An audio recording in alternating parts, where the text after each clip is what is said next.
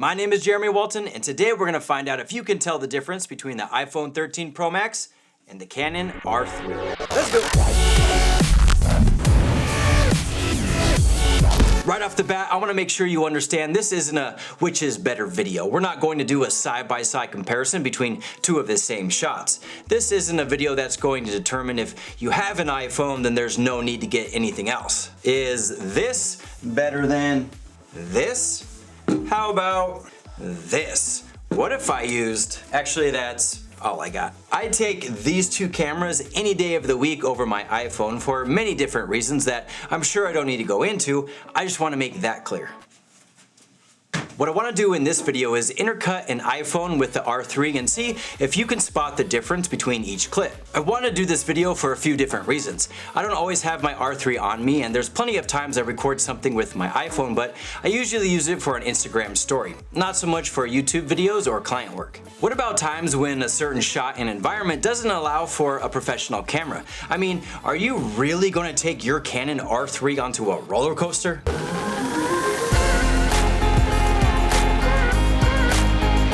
Well, maybe some people do. It doesn't even have to be an iPhone. I recently did a video, What Cameras Match RED and ARRI, to show you what popular DSLR cameras are being used in shows like The Mandalorian. All of this has led me to make this video. I'll get into all the details and how I went about shooting this, but right now I'm going to show you a montage of 10 clips, and let's see if you can guess what clips were shot on my iPhone and which ones were shot using the Canon R3. Take a look.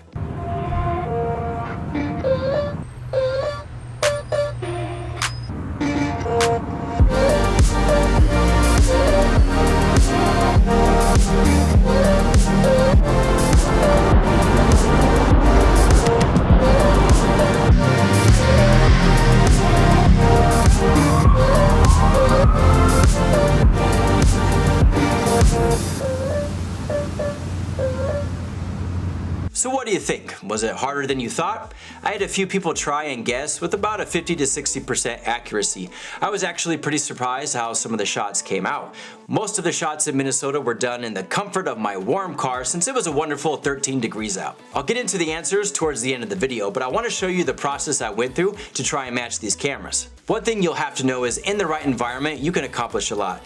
If I were pushing the iPhone to its max or creating undesirable situations, I think this test would crash and burn. If you want to match any cameras or lenses, then you have to be aware of what the camera's doing and its limitations. I just wanted to throw that out there because it played a role when I was shooting these clips. For my R3, it's a pretty basic setup, and I've talked about it in other videos. I always roll with my favorite filter, which is the TIFFEN Black Satin. Have a look at my favorite diffusion filters for the Canon R3 to get an idea of why I use them if you're just starting out. I also have the Polar Pro V&D, which is good enough to fit my needs, and of course I shot everything in 6K RAW. Now if I want to try and match my iPhone, what would I need to do? The first thing is control. If you want to just point and shoot, then you might run into some issues. For me, this was using the Filmic Pro app. It's been around for a while and is fairly user-friendly. Not going to get into all the bells and whistles for that app, but know it's giving me more control over what I'm shooting. What about using V&Ds and diffusion filters for the iPhone? I'm glad you asked. You have some options like the Polar Pro Light Chaser system. This will give you diffusion and NDs, so when you shoot video, your shutter could be double your frame rate and soften your image with diffusion. Basically the same thing I was doing for my R3. Because I didn't want to buy into the Polar Pro iPhone ecosystem, and I really wanted to at least use the same diffusion for this test, I had to figure out a way to get the black satin on my iPhone. So I went on to Amazon and bought the cheapest adapter I could find. This is the PowerRig mag filter, which only cost me 26 bucks. Cost was one of the reasons I decided to purchase it, but it also had a 52mm ring. I just so happened to have a 52 to 58mm step-up ring because of my Voigtlander lenses. I have a V&D that'll fit, and more importantly, I have a black satin filter I can use to match the 82mm I have on my R3. It worked out great, but this stays on with some double-sided tape and a magnet. There's no way I'd use this besides in this test. I held on to this little piece right here just in case. If you're going to get serious with an iPhone, then I'd buy something that uses a case and snaps on. It's a much better system than tape. For my iPhone, I shot everything in 4K ProRes as well. So now I have two cameras with the same diffusion and a V&D filter. Here's a quick before and after with the iPhone and R3 using the black satin filter. The one on the left is the R3 with no filter, and the one on the right has diffusion. Pretty much what you'd expect. Here's the iPhone with and without a filter. Adding the black satin filter and shooting with the V&D really makes a difference. Okay, that was the setup. You saw all the clips. Let's see how many you got right.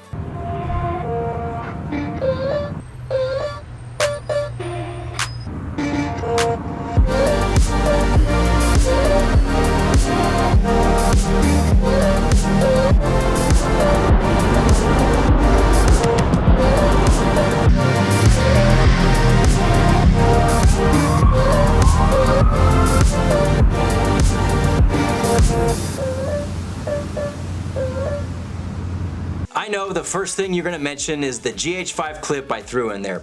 I had to do it. When it's just between two cameras, you have a 50% chance to guess right. So what did you guess for that clip? Comment below with your answers, but if you got some right, let me know what specifically made you pick the iPhone or the R3. I actually had a lot of fun making this video, and it's interesting to see the results. I'm sure some people will have opinions about iPhones versus mirrorless cameras, but this isn't a one or the other kind of video. I call this a what's possible video. Like I mentioned, I'd pick a lot of cameras over the iPhone, and from those clips, a lot of them were wide shots during the day. That's going to be a lot easier to match than other scenarios. Again, it's all about understanding the limitations and planning how you want to go about shooting. I think being a better filmmaker is understanding the tools you have, and an iPhone can be one of those tools if and when you need it. I really wanted to show you something that makes you think a bit, maybe gives you a new idea or perspective when shooting. I'm actually going to figure out a more permanent solution for my iPhone to incorporate a V&D and diffusion. I think I'll be able to get more use out of it instead of videos just sitting on my camera roll, and I won't always have to worry about having my R3 on me at all times. Well, there you have it, the Canon R3 versus the iPhone 13 Pro Max. Hope you enjoyed the video. Hit that like button because there's definitely more on the way. Subscribe so you don't miss out. Comment below with your results. Until next time, it's a wrap.